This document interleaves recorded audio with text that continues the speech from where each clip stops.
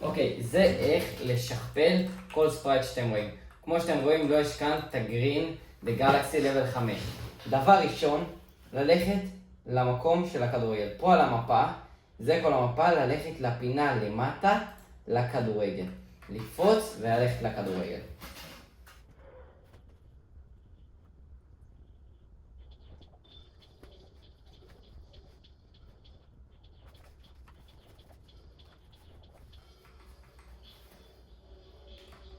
אוקיי, בשנייה שאתם נוחתים, אתם מגיעים ואוספים שיהיה לכם איבנטורי מלא. שכל האיבנטורי שלכם יהיה מלא ולא יהיה מקום לשום דבר. נגיד עכשיו יש לי רק 3 פרטים מתוך 5 באיבנטורי. אני צריך להגיע ל5 פרטים.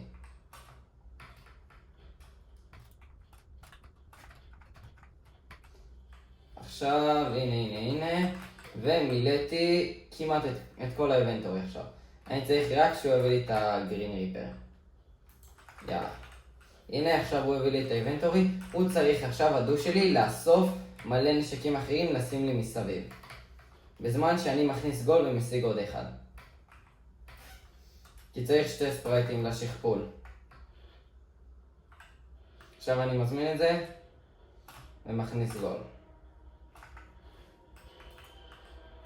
עכשיו יש לי 2 ספרייטים.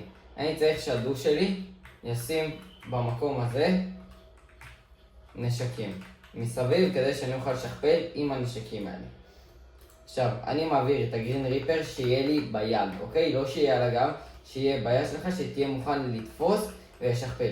הפואנטה כאן זה שאתה לוקח נשק ובאותו זמן מספים את הכפתור של הרמה. את הכפתור שאתה שם בו בתוך הבפנים, פשוט מספים אותו שנייה אחרי שאתה מרים נשק. בואו תראו איך זה עובד. זה יורד, בשנייה שזה יורד, אתה מרים נשק ולוחץ מהר על לשכפל ותראו, הנה אחד בפנים. וככה יש פה אחד ופה עוד אחד עליו. ואפשר עוד פעם להרים נשק ולהכניס לבפנים. ככה, ואז יש אותו פעמיים פה ועוד אחד.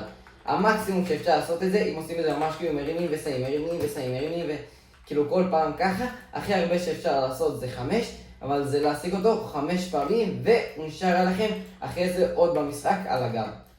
זה המדריך המלא. תודה שצפיתם, בהצלחה.